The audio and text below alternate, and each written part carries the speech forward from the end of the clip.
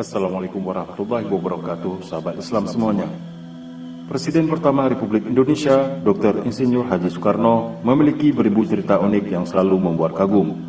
Tidak hanya dikagumi di dalam negeri saja, namun Soekarno merupakan sosok yang juga sangat dikenal di berbagai negeri, salah satunya di Arab Saudi. Ada salah satu peristiwa menarik ketika Bapak Proklamator Republik Indonesia itu menunaikan ibadah haji dan berziarah ke makam Rasulullah SAW pada tahun 1955. Pada saat itu, Bung Karno, sapaan akrab Soekarno, melepas segala atribut pangkat kenegaraannya saat akan menghampiri makam Rasulullah SAW. Kisah ini diceritakan oleh Said Husin Mutahar, pengarang lagu-lagu perjuangan seperti Hari Merdeka, Himne Pramuka, dan Syukur. Pada tahun 1955, di tengah panasnya pemberontakan DITII, Soekarno menunaikan ibadah haji ke Tanah Suci. Di antara rombongan itu, ada Sekretaris Jenderal Konferensi Asia Afrika, Ruslan Abdul Ghani, kemudian ada mantan Menteri Luar Negeri, Ahmad Subarjo, dan juga Menteri Agama, Kiai Haji Maskur. Said Mutahar yang ikut dalam rombongan ibadah haji Bung Karno bercerita, saat Bung Karno berjalan di kota Madinah bersama Raja Saud bin Abdul Aziz, Bung Karno bertanya kepada Raja Saudi itu, "Di mana makamnya Rasulullah SAW, wahai Raja?"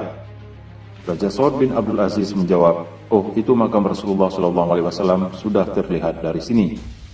Saat itu juga Bung Karno melepaskan atribut-atribut pangkat kenegaraannya. Raja Saudi pun heran dan bertanya kepada Bung Karno, "Kenapa Anda melepaskan itu semua?" Bung Karno menjawab dengan tegas, "Yang ada di sana itu Rasulullah SAW. Pangkatnya jauh lebih tinggi dari kita, saya dan Anda." Kemudian Bung Karno berjalan merangkak dan menghampiri makam baginda Nabi SAW. Sesampainya di samping makam Rasulullah SAW, Bung Karno bersama beberapa anggota rombongan sempat mengheningkan cipta dan kemudian berdoa. Bung Karno pun tak kuasa untuk tidak menitikkan air mata di depan makam manusia agung itu. Bagi Bung Karno, pangkat dan kemampuan yang dimilikinya tidak bisa dibandingkan sama sekali dengan apa yang sudah dilakukan oleh Nabi SAW sebagai pembawa risalah Islam ke seluruh jagat raya. Dr. Soeharto, dokter pribadi yang ikut serta dalam rombongan haji Bung Karno menuturkan, di sana rombongan diselimuti keberuntungan.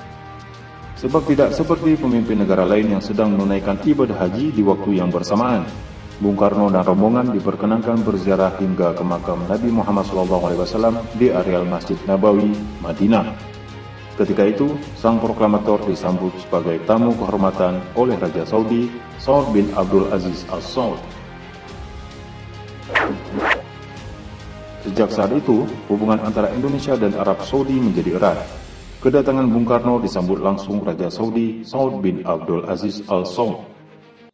Sebelum pulang ke Indonesia, Raja Saud bin Abdul Aziz memberikan hadiah istimewa kepada Bung Karno berupa mobil Chrysler Crown Imperial. Mobil itu pula yang dipakai oleh Soekarno selama berada di Arab Saudi.